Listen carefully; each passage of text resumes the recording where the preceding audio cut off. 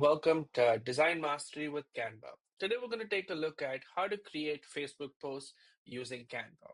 So once you've logged in, you will be here on your home screen. Now you're going to go and click social media, which will open up this little window.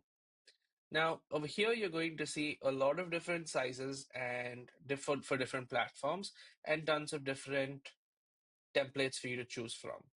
But to make it simple, we're just going to go ahead and click Facebook Post Landscape.